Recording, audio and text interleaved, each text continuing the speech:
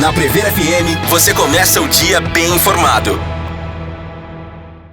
Prever FM 73, estamos de volta aqui no Primeiro Jornal, hoje com a presença, toda sexta-feira a gente tem aqui a participação do prefeito Fábio Leite, normalmente por telefone, mas sexta-feira passada, agora essa semana, esperamos que semana que vem novamente, está aqui pessoalmente para responder as perguntas aqui dos ouvintes e as nossas também. Então, bom dia, prefeito, tudo bem, como vai? Muito bom dia, Ellen, prazerzão estar aqui presencialmente novamente, bom dia, Natália, bom dia, Nanda.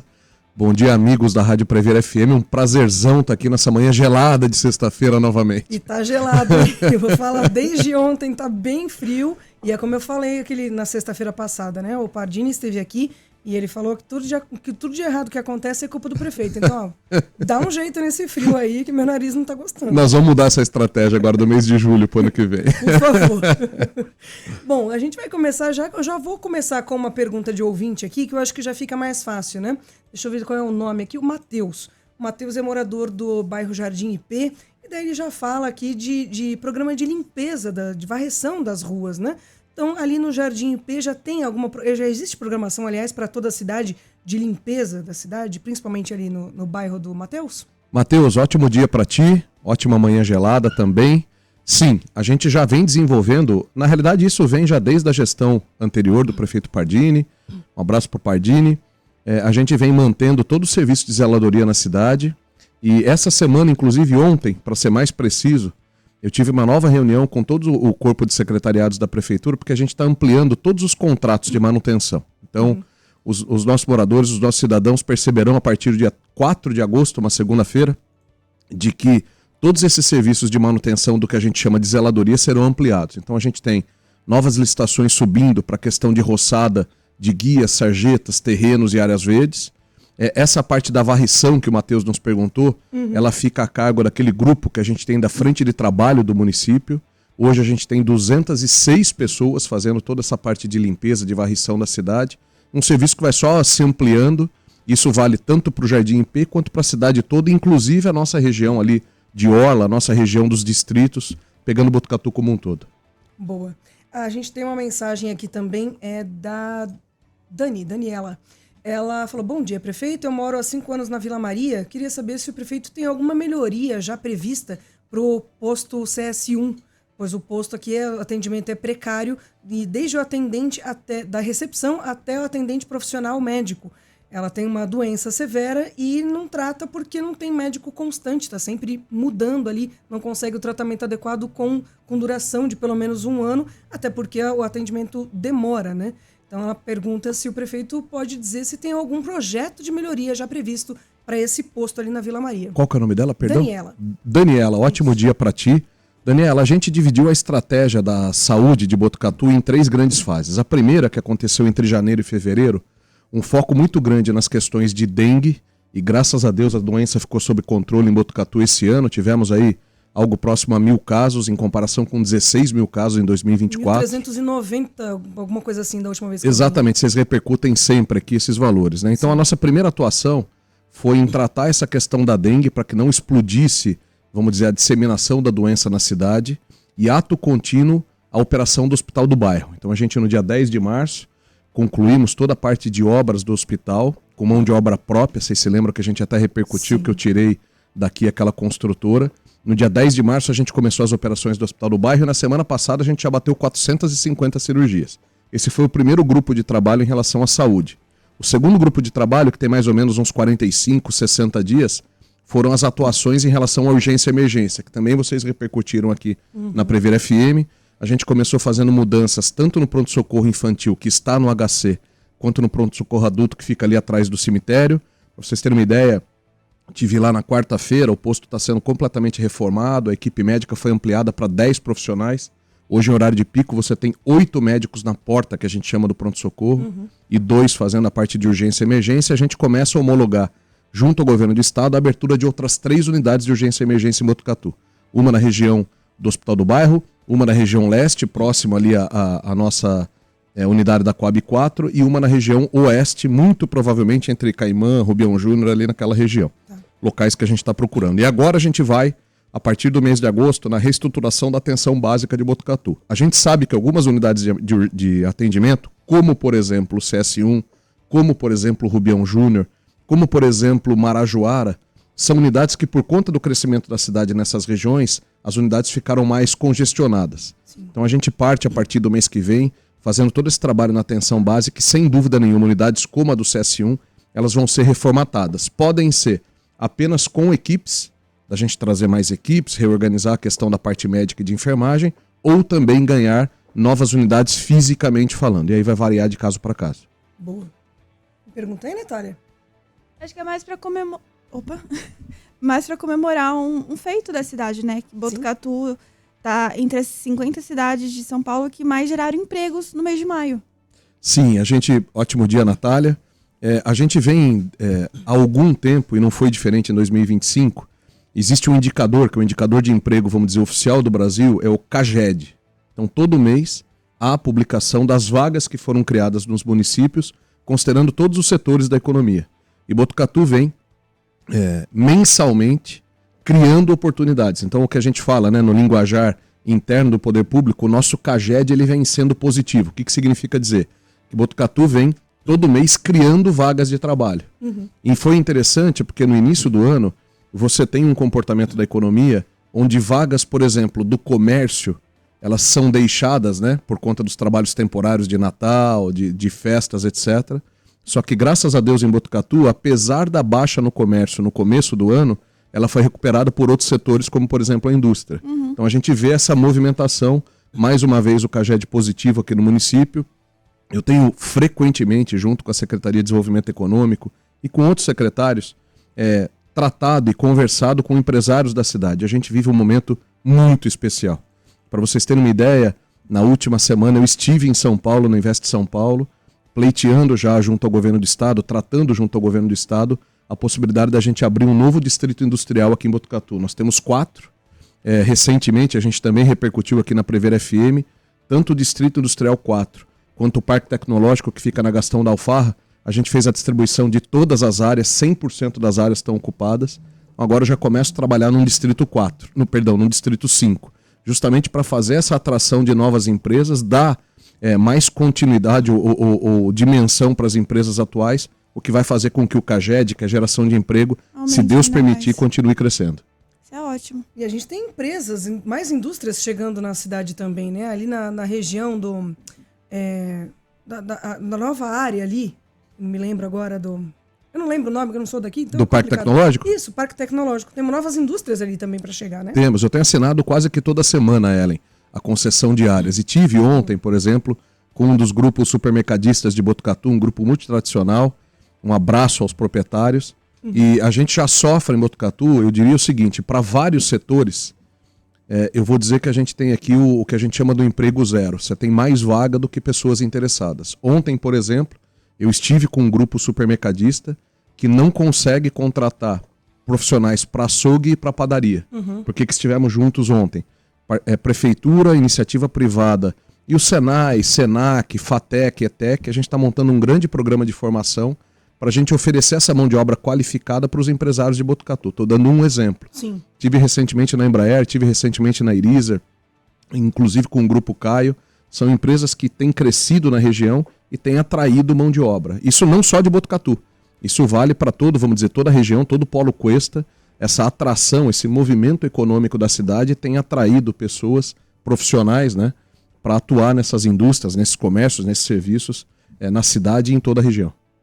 Como o prefeito falou, né? Não só de pessoas interessadas, mas de pessoas capacitadas, né? A gente tem muitas vagas na cidade, às vezes, de emprego. O PAT sempre tem ali as vagas atualizadas semanalmente. A gente divulga aqui, inclusive, falta realmente a mão de obra especializada. É verdade. Programa de formação. Esse tem sido no desenvolvimento econômico, além dessa viabilidade de áreas, viabilidade de infraestrutura para as empresas, a questão da formação. Recentemente, vocês veicularam aqui, nós fizemos um curso de formação para supermercados, né?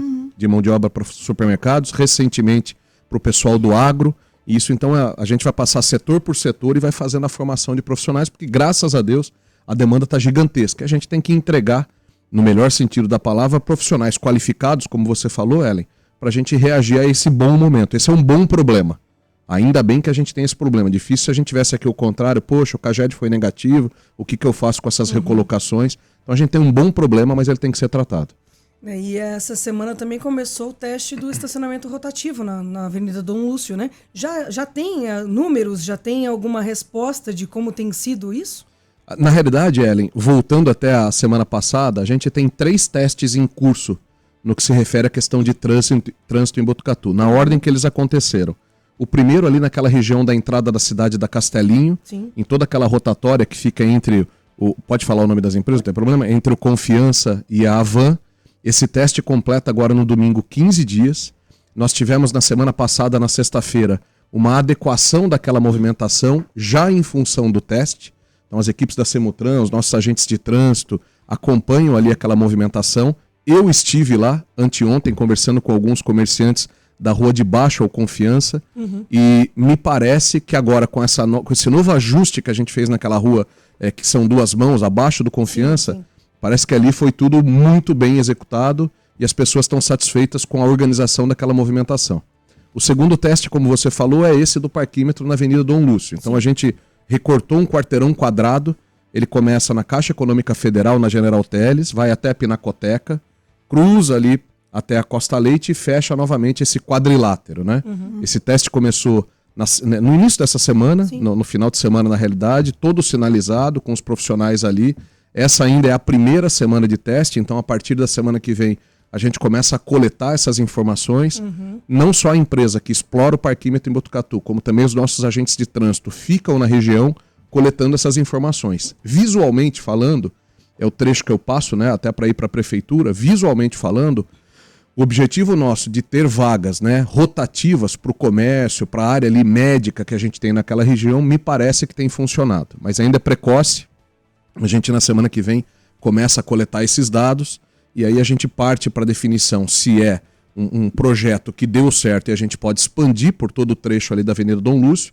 E aí a gente está falando desde a Igreja São José até onde ele está acontecendo ali mesmo, no final da Pinacoteca. Ele não abarca os bolsões em frente à catedral. Então essa foi uma fake news que soltaram essa semana.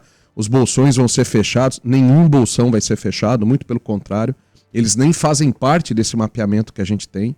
Então se tudo der certo, a gente faz a expansão. Se não der, a gente volta atrás, encerra a operação e retoma, vamos dizer, a operação que a gente tinha anteriormente sem o parquímetro. Mas ainda é precoce para a gente dizer. E a previsão de expansão seria só na Dom Lúcio, mesmo para outras regiões também? Não, só nessa região realmente do comércio da Dom Lúcio. Então, como eu falei, né, se a gente pensar na Dom Lúcio, ela começaria ali na rua, na São José, e desceria até a Pinacoteca, pegando as adjacências, né, General Teles, Costa Leite e as transversais. Sim. Fora isso, nenhuma outra região da cidade em relação a essa questão do rotativo. Certo. E o terceiro teste que a gente deve começar, a nossa ideia era essa semana, mas por conta dessa questão do parquímetro do Confiança a gente segurou, é ali na Avenida Universitária. A gente tem uma situação ali de uma pista que existe, onde é disputada, né, entre ciclistas e pedestres. A gente tem uma nova solução de engenharia ali. A gente deve começar em mais uma semana, 10 dias, um teste na Avenida Universitária, que se funcionar, essa metodologia que a gente vai aplicar para organizar pedestres e ciclistas, a gente vai levar esse modelo para outras regiões da cidade. Região norte, sul, leste, oeste, centro, para que a gente tenha um equipamento organizado dessa forma.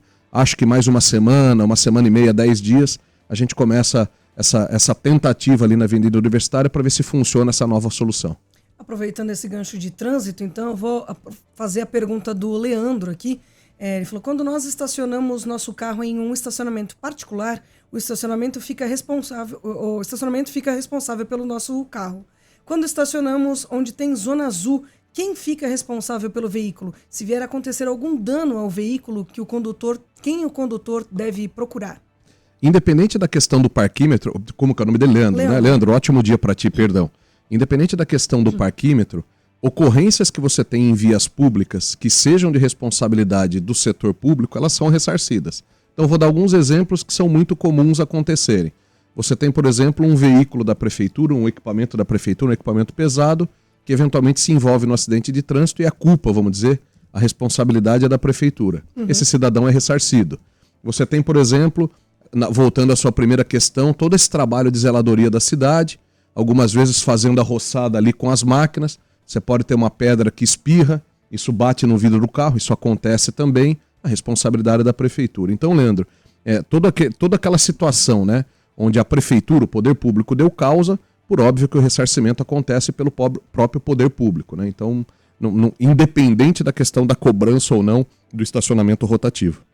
Ainda falando de trânsito, mas voltando um pouco, de certa forma, à questão de saúde, a Daniela complementou aqui, falando do posto ali do Jardim Santa Mônica, que também está ali com uma obra ali pela Gastão da Alfarra, se não me engano, né? E ela está perguntando como é que fica a situação de idosos, principalmente, que a mãe dela mora ali na região e ficou difícil, não tem como atravessar ali para ela chegar até o posto. Inclusive, parece que a irmã dela viu um garoto de 8 anos no gramado tentando atravessar as pistas ali com perigo iminente de ser atropelado eventualmente. Bom, Daniela, ótimo dia mais uma vez para ti. Essas obras que estão acontecendo, né? Vamos falar das obras grandes que a gente tem na cidade, no que envolve a questão de trânsito. A gente tem as marginais da Castelinho, então todo esse eixo da saída da Castelinho da cidade sendo reformatado. Na sequência das marginais da Castelinho, a gente terá as marginais da Marechal Rondon, pegando todo aquele trecho ali próximo a Caio, próximo ao AME, chegando até a saída da Castelinho em si. E a gente tem essa obra na Gastão da Alfarra. Essa obra da Gastão da Alfarra, o grande objetivo dela é regularizar o acesso ao Santa Maria e ao Maria Luísa, tanto é que os dispositivos estão sendo feitos exatamente na frente desses bairros, e preparar essa via para duplicação. Eu tenho acompanhado essas grandes obras que a gente tem na cidade mensalmente com a Artesp. E estive na Artesp na semana passada. A Artesp é o órgão do Estado de São Paulo que acompanha toda essa questão das rodovias e principalmente das concessões. Todos esses trechos em Botucatu são concedidos. Rodovias do Tietê via Ápia. Bom, eu tenho feito esse acompanhamento. É lógico que uma obra desse porte você tem alguns transtornos momentâneos, mas pode acreditar, o benefício que ela vai trazer quando concluída vai ser muito maior do que os transtornos que ela gerou. Especificamente ali na Gastão da Alfarra, qual que é a nossa demanda? Para que essa obra tenha continuidade, e ela tem sido célere, verdade seja dita, a empreiteira que toca aquela obra em nome da Rodovias do Tietê tem trabalhado inclusive aos finais de semana, para quem passa ali sentido Demétrio, etc., vai perceber essa movimentação. É uma obra que vem se desenvolvendo, a nossa previsão é que ela até o final do ano esses 2 trechos estejam concluídos. O que eu tenho tentado com a Artesp é que a gente já aproveite e faça o acesso da Gastão da Alfarra, ali aquela região do supermercado Manzini. Foi uma das tratativas que eu tive ontem, ali do lado direito da via. Do lado esquerdo da via, bolsões de estacionamento para pegar aquelas ruas de comércio que a gente tem de quem vem sentido Demétria Centro. E principalmente a conexão da parte já duplicada da Gastão da Alfarra, que acaba próximo ao posto, próximo ao reserva, com essa via que está sendo, vamos dizer, reestruturada. Então, a demanda que a gente tem na Artesp é que a gente faça isso de uma vez só. E depois da sequência da duplicação até um pouco mais adiante da Demétria. Essas são as estratégias que a gente tem adotado. Então, Daniela, eu peço perdão pelos inconvenientes da obra, mas é uma obra absolutamente necessária que a gente tem ali. Vocês se lembram que mais ou menos umas 3 entrevistas atrás, quando eu estive aqui, surgiu esse ponto da Gastão da Alfarra, porque a gente estava na fase da obra mais pesada, onde os veículos pesados faziam a compactação de solo, e surgiu uma pergunta aqui, Fábio, será que não vai rachar as casas? Todo esse acompanhamento técnico a gente tem feito desde o início da obra, a gente tirando esses inconvenientes aí de ter desvios, etc., é uma obra que vem se desenvolvendo e, se Deus quiser, ela vai regularizar muito a situação de acessos ali de toda aquela região que adensou muito. A gente tem agora ali naquela região da Gastão da Alfarra muita gente de Botucatu morando, trabalhando, etc. Perfeito. Bom, nós vamos ao nosso primeiro intervalo. Você que tem aí a sua dúvida ao prefeito Fábio Leite, pode mandar no nosso WhatsApp 3440 1009. O primeiro jornal volta já. Prever FM 725 acabou de virar agora. Nós estamos aqui com a presença do prefeito Fábio Leite. Se você tiver a sua dúvida aí, pode mandar no 3440 1009. E tem pergunta de ouvinte aí, Natália? A gente tem a pergunta do Michel. Ele está querendo saber sobre a nova linha de ônibus, a 220, que eu vou aproveitar para enquadrar também, junto com uma notícia que foi veiculada essa semana de um aplicativo que vai facilitar o acompanhamento da população. Mostra a posição do ônibus em tempo real. Exatamente. Michel, ótimo dia para ti. Michel deve estar trabalhando já, não sei pelo horário. Um abraço para você. Bom, vocês vão se lembrar que há mais ou menos umas 3 semanas também, 4 semanas, acho que nem deu um mês ainda, eu estive aqui conversando com vocês e comentei das mudanças em relação ao transporte público, né? Só para a gente historiar para o nosso ouvinte, a gente fez um acompanhamento muito detalhado dos meses de janeiro até maio, e nós levantamos todas as ocorrências que a gente teve no transporte, todas, sem exceção. Linhas que não estavam funcionando, horários, manutenção de ônibus. Fiz a publicação de um decreto juntando todas essas ocorrências. Então a gente, à luz do contrato que a gente tem com as empresas, eu fiz a publicação de um decreto regrando mais uma vez esse vínculo da prefeitura com as empresas que operam o transporte público em Botucatu. A grosso modo, o que esse decreto permite? Ele fala o seguinte, olha, sempre que essas ocorrências ocorrerem, a prefeitura vai se portar primeiro notificando, depois multando, depois dobrando a multa e permitindo, inclusive, se for o caso, a gente fazer o rompimento do contrato. Dentro desse grande levantamento, algumas linhas surgiram. Eu, de nome, eu confesso, Natália, que eu não sei. Muito provavelmente que essa linha que o Michel deva estar perguntando foi a linha que nós criamos pegando ali o Ecovila. Eu imagino que seja essa. Confesso que eu não tenho os números na cabeça. Então, dentro desse levantamento, a necessidade de novas linhas também apareceu e essa foi a primeira que a gente fez a criação. Ela pega tanto o Ecovila quanto o Altos da Serra. Ah, Fábio, mas por que você está colocando a linha no Altos da Serra se o empreendimento não está consolidado? Porque provavelmente agora, no mês de julho, a gente faça o lançamento de 1.100 unidades habitacionais ali no Altos da Serra, regularizando toda aquela situação imobiliária que se tem em Botucatu há muito tempo. O trabalho que foi feito pelo ex-prefeito Pardini, junto ao Ministério Público, o Dr. Eduardo Zacarias, um trabalho belíssimo, que tem agora a Ecovita como a construtora que vai resolver tudo lá. Mas voltando para o transporte, então, a criação dessa linha surge desse grande levantamento e isso vai ser uma constante no município. Essa questão do aplicativo também tem a ver com tudo isso. Então, a ideia é a gente embarcar a tecnologia no nosso sistema de transporte, não só o aplicativo, mas também o monitoramento dos ônibus, para a gente saber itinerários, para a gente saber se os horários estão sendo respeitados. E ontem eu assumi esse compromisso também durante a campanha e a gente vai cumprir. A gente está fazendo o levantamento para fazer uma contratação de uma modelagem, de um novo estudo, de um projeto para rever todo o sistema de transporte público de Botucatu. Ontem, para vocês terem uma ideia, às 15 horas eu recebi um dos engenheiros especialistas da Artesp, que é um dos órgãos do governo do estado que cuida, Arcesp, perdão, que cuida da questão do transporte público. E a gente muito em breve vai fazer a contratação de um novo projeto para revisar todo o sistema de transporte de Botucatu. Aí a gente vai olhar tudo. Onde que cabem novas linhas, que sistema de transporte ou meio de transporte a gente usa em cada bairro.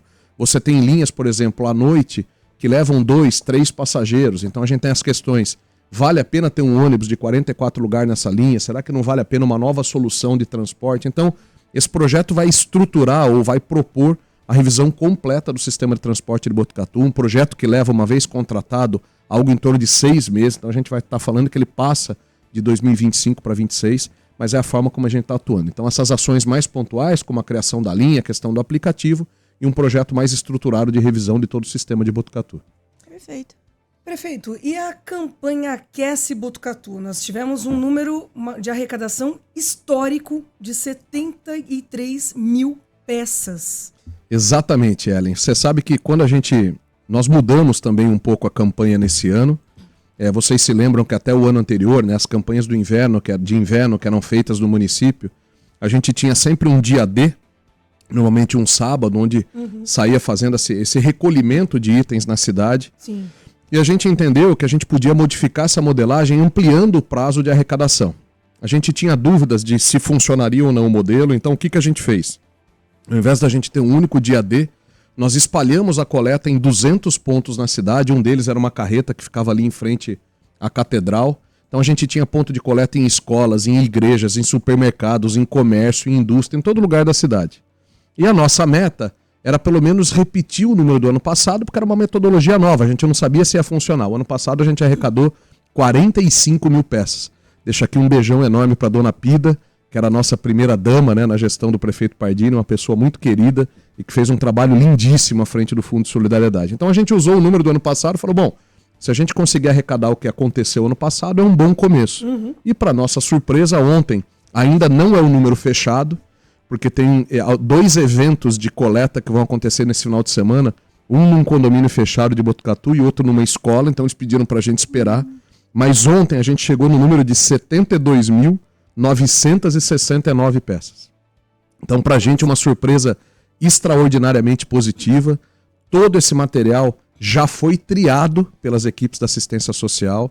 A distribuição ela vem se dando ao longo do mês de junho e julho desde o primeiro dia de campanha, então as pessoas já estão acessando esses materiais, tanto pelo próprio Fundo de Solidariedade quanto pelos CRAS, e agora a gente tem esse excedente que a gente vai fazer a distribuição na cidade através das entidades que são parceiras. E no último domingo, a gente teve o encerramento da campanha com o almoço solidário, o que também foi um sucesso. A gente tinha 4 mil lugares montados lá na Avenida do Fórum, que ficaram lotados e as pessoas se revezavam ao longo da tarde, né, ao longo do horário do almoço, 18 entidades assistenciais oferecendo produtos, um evento que, além de encerrar a campanha do inverno, ele foi 100% dedicado às instituições de caridade de Botucatu. 100% dos recursos foram doados, 5% para o Fundo de Solidariedade e o restante para as instituições que ali participavam. Uma série de voluntários, uma série de tribos, né, que eu falei, então a gente teve ali os corredores, os ciclistas, os motociclistas, o pessoal do 4x4, o pessoal do agro, então gente de todo jeito, som de rock, som sertanejo, então foi uma mistura gostosa que a gente teve em Botucatu para encerrar a campanha, e fica aqui meu agradecimento à primeira-dama, minha esposa Marcela, e a toda a equipe do fundo, ao Nali, que é um assessor que a gente tem na prefeitura que cuida desse vínculo com o terceiro setor, a todas as entidades que participaram e principalmente ao povo de Botucatu por ter mergulhado nessa campanha e dado uma peça de roupa, um cobertor, etc., não importa, para os nossos irmãos aí mais necessitados, foi realmente muito bacana. E essas roupas, como a Natália perguntou aqui, né, nos bastidores, essas roupas serão repassadas também, serão distribuídas também no Centro Pop Vida agora também, que foi inaugurado essa semana? Sim, essa é a semana do coração cheio, Ellen. A gente inaugurou anteontem, né, o Centro Pop Vida. Eu vinha falando, né, isso a gente surgiu aqui em algumas entrevistas, né, desde o início do ano, muita pressão perguntando como que a gente faria com os moradores de rua, né? A gente tem um número crescente de pessoas em situação de vulnerabilidade, algumas vindas até de outras cidades, e um dos equipamentos que a gente usou para isso foi o Centro Pop. O que é o Centro Pop Vida? O Centro Pop é um local de acolhimento que a gente tem em Botucatu agora, organizado e gerenciado pela Secretaria de Assistência Social. Fica aqui um beijão e um abraço para Rose Pinton e toda a equipe lá da assistência, onde esses moradores vão ser acolhidos pela cidade, levados para lá, triados e uma série de atividades sendo desenvolvidas, desde atividades lúdicas, como por exemplo esporte, cultura, como também desenvolvimento econômico, treinamento, aquelas pessoas que precisam de alguma condição de saúde, por estarem eventualmente em questão de drogadição, de alcoolismo, todo esse tratamento, todo esse acolhimento sai pelo Centro Pop. Então a gente tem agora os equipamentos da assistência social fechando, no melhor sentido da palavra, a cidade, para que a gente faça esse acolhimento. Um local novo, bonito, muito bem arrumado, então o coração da gente fica realmente transbordando de alegria. O Roberto está perguntando aqui sobre tobogãs no véu da noiva. Há a possibilidade de termos novamente? Roberto, ótimo dia para você. Esse é meu pedido, vamos dizer, a minha exigência às equipes da do escritório de projetos e da arquitetura. A gente tem ali sendo desenvolvido, e a data deles é o final de agosto, me entregar o projeto de revitalização de todo o véu da noiva e o projeto do nosso Parque da Represa, que fica ali ao lado da represa do Rio Pardo. Então o véu da noiva ele vai ser completamente revitalizado, ele vai se transformar num parque público, como acontece, por exemplo, na Cascata da Marta, e eu pedi que os tobogãs permanecessem ali preservados para a gente voltar, inclusive recuperar a história que a gente tem daquele local. Peço um pouquinho de paciência, os projetos devem ser concluídos, como eu falei, no final de agosto, para que a gente parta daí para o levantamento de recursos e faça a revitalização daquele local. Muito bom. E tem mais perguntas aí, Natália?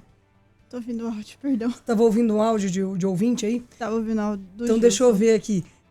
O Leandro, ele só falou aqui em relação a danos de terceiros, né, como furto, alguém riscar o carro por maldade, por exemplo.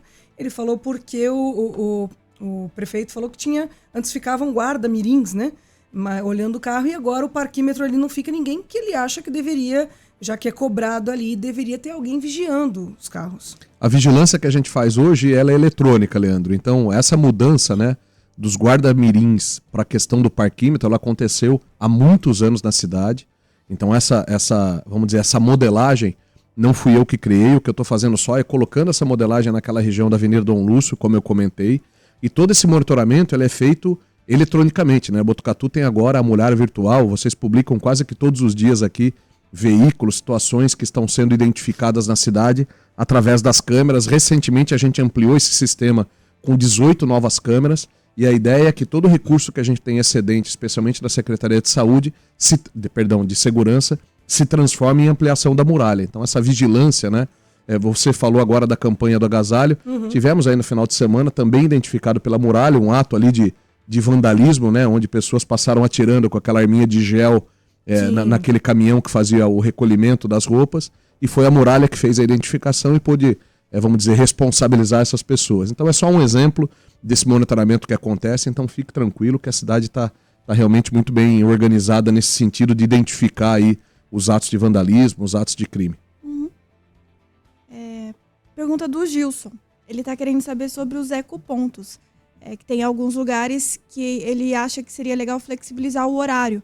Porque não é todo mundo que consegue acessar, né, ir até o local e no determinado horário. Gilson, ótimo dia para ti. Pergunta super interessante, até porque a gente está fazendo algumas coisas nesse momento. A gente tem um ecoponto funcionando, desculpa, ali no Jardim Brasil, que foi o primeiro ecoponto que foi montado, e a gente já trabalha na abertura do ecoponto do Jardim Holanda, que é um ecoponto que a gente chama completo, aquele onde todo tipo de resíduo, em pequenas porções, lógico, pode ser descartado. Mas nesse momento, aproveitando o ensejo do Junho Verde, a gente está abrindo 4 ecopontos verde na nossa orla. Um no Portside, um no Rio Bonito, um na Mina e um na Alvorada da Barra. O que são esses ecopontos verdes? Eles são exclusivos para a questão, vamos dizer, de jardinagem. Então essas regiões, por serem regiões de ranchos, de chácaras, você tem muito material, por exemplo, de poda de árvores, de roçada de áreas, etc. Então esses ecopontos verdes recebem esses materiais. A zeladoria, através dos equipamentos que a gente tem, como por exemplo os picadores, a gente transforma esses materiais em tritura, né, em material triturado que pode virar composto orgânico. Esses 4 ecopontos, nesse momento, a gente já está fazendo a terraplanagem das áreas, já fez no Alvorada da Barra, concluiu ontem em Mina, agora a gente está fazendo Portside, são áreas cercadas que vão ser fechadas. Normalmente a administração desses ecopontos verdes se dão através das associações de bairro, então a gente literalmente entrega a chave para as associações, para que a gente tenha essa sistemática de horário, etc., organizada pelos próprios moradores. Mas é uma vertente que não tem mais volta. Essa questão de ecoponto tradicional e o ecoponto verde em Botucatu agora é só ampliar. O Gilson falou que ele entende a abertura de novos, mas que o questionamento é com o horário. O problema tem sido justamente o horário, que não é possível algumas pessoas, até por horário de trabalho, irem levar o material até lá, né? Eu tô com o Barduco me acompanhando aqui, o Barducão, um companheiro ali de gabinete. A ideia é a gente já faz essa revisão de horário e a gente volta aqui nos microfones da Prever trazendo novidades. Muito bom. A Patrícia está perguntando a respeito de concurso público na área de motorista, que ela é motorista de aplicativo e ela escuta sempre a respeito dessa demanda e como é que está a contratação. Patrícia, ótimo dia para você. A gente teve o último concurso público da Prefeitura, ele aconteceu no final de 2024. Ele foi homologado no mês de abril desse ano de 2025 e a gente tem contratado centenas de vagas. Eu não consigo precisar para você se a gente tem nesse momento a contratação específica de motoristas, mas o que eu posso dizer para você é esses concursos estão rodando bem pra caramba em termos de quantidade de pessoas chamadas. Sempre surge uma dúvida, né? Ah, Fábio, mas eu estou classificada num concurso que não é esse que você fez. A gente não atravessa concursos, então... Normalmente a Prefeitura faz os concursos por 2 anos, podendo ser prorrogados por 4. Por mais 2, quer dizer. Essas prorrogações eu tenho feito. Então aquelas pessoas que prestaram concurso na Prefeitura, estão classificadas, esse concurso é válido, fiquem tranquilos porque essas listas rodam. Então mais uma vez, eu não sei precisar a vaga de motorista se a gente nesse momento está contratando, mas pode ficar descansada que sempre que surgir por uma aposentadoria, por uma exoneração, ou até pela necessidade de crescimento, a gente vai pescando aí, no melhor sentido da palavra, as pessoas dos concursos. E ela comentou de aplicativo, fica aqui um spoiler, eu mandei um projeto de lei para a Câmara Municipal, onde a gente faz uma pequena atualização da lei de aplicativos do município. Muito provavelmente essa lei seja votada na segunda-feira, eu estive com os vereadores ontem no gabinete. O que essa lei vai permitir? Ela não modifica nesse momento a situação de aplicativos na cidade, mas ela permite que o poder público possa usar o serviço de aplicativos. O que isso significa dizer? Muito em breve, carros administrativos que eu tenho na Prefeitura vão ser substituídos por viagens de aplicativo, de cooperativas, de táxi. O preço disso é infinitamente melhor do que eu manter um veículo, a questão de manutenção, gasolina, etc. além da gente ter esse desenvolvimento econômico da cidade, mais essa categoria. Então vem novidade boa aí, Patrícia. O Rogério fala do Maria Luísa, que tem uma área onde foi feita uma escola, posto de saúde, campo de futebol, mas o restante não tem calçada. Então as crianças, para ir à escola, vão pelo meio da rua. Ele já fez uma reclamação na ouvidoria, mas não foi respondido na gestão anterior ainda. Então ele está cobrando aqui uma calçada nos terrenos de quem a prefeitura cobra também, se é dos terrenos particulares ou se é de área pública. Maurício? Rogério. Rogério, perdão. Ótimo dia para você. Conheço bem essa região, até porque era secretário municipal e esses equipamentos que ali foram desenvolvidos eu acompanhei quase que todos. Pode ficar tranquilo, o Barduco, como eu falei, está aqui. A gente checa primeiro se a gente está falando de uma área pública ou institucional, se é uma área privada. Se for privada, a gente faz a notificação. Se for público, eu peço para o pessoal da infraestrutura dar uma olhada no local. Perfeito. Tem mais um áudio aqui, Natália, vou pedir para você ouvir aqui, ó, final 9245, é o Rafael Luque. Enquanto isso, a gente vai falar aqui, deixa eu ver, tem deixa eu ver quem é aqui, o Guga. Ele está perguntando a respeito ainda da Zona Sul, o Ederson, na verdade, para quem responsabiliza em caso de prejuízo no carro, a respeito do parquímetro ainda. Pode acionar. A prefeitura tem esse processo, vamos dizer, essa situação do parquímetro concessionada, né? Então houve uma licitação, uma concessão no passado, essa empresa ganhou e ela opera o serviço de estacionamento rotativo em nome da prefeitura.